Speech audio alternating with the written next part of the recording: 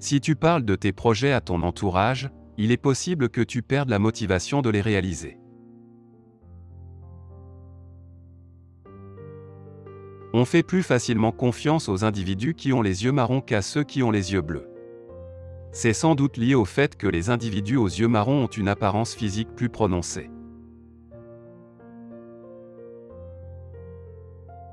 On ne peut choisir qu'un nombre limité d'options, même si on exige toujours plus de variété. C'est ce qui explique pourquoi les menus très variés, les catalogues épais et les immenses supermarchés présentant une trop large gamme de produits sont désastreux pour notre esprit.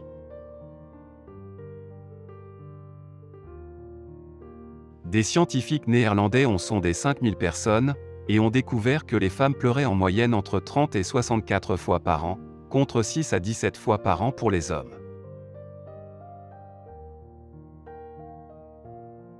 On modifie le ton de sa voix lorsqu'on parle à quelqu'un qui nous plaît.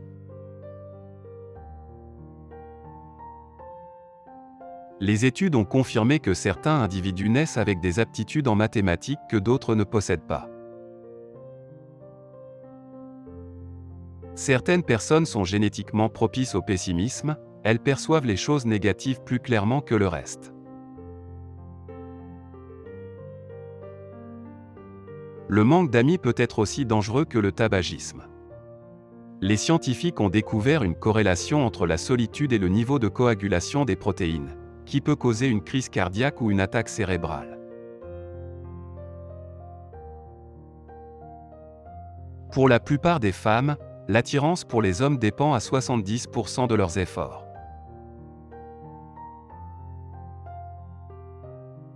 De nombreuses études ont montré que les gens ont tendance à exagérer leurs aptitudes.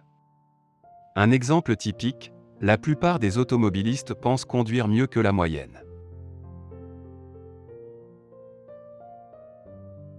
Le cerveau réécrit les discours monotones des individus ennuyeux, ce qui permet de les rendre plus intéressants.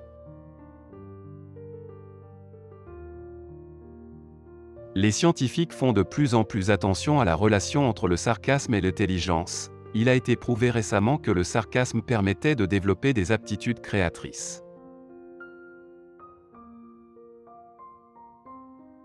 Les individus présentant un niveau élevé de testostérone tirent un certain plaisir à la colère des autres. Si vous pensez constamment à quelqu'un, cela signifie que vous êtes amoureux.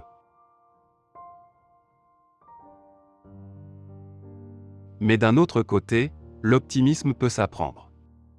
On ne naît pas avec cette vision de la vie. Lorsqu'on élabore un plan B, dans la plupart des cas, le plan principal échoue.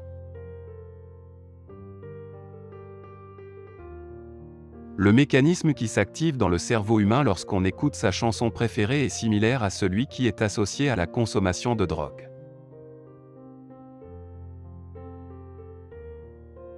Le système nerveux entérique et le cerveau sont liés entre eux, c'est pourquoi certaines émotions affectent directement notre système digestif, en particulier le stress.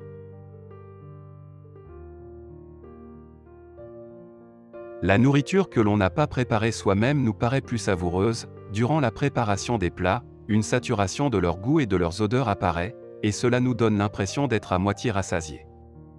C'est pourquoi on mange moins lorsqu'on fait la cuisine soi-même.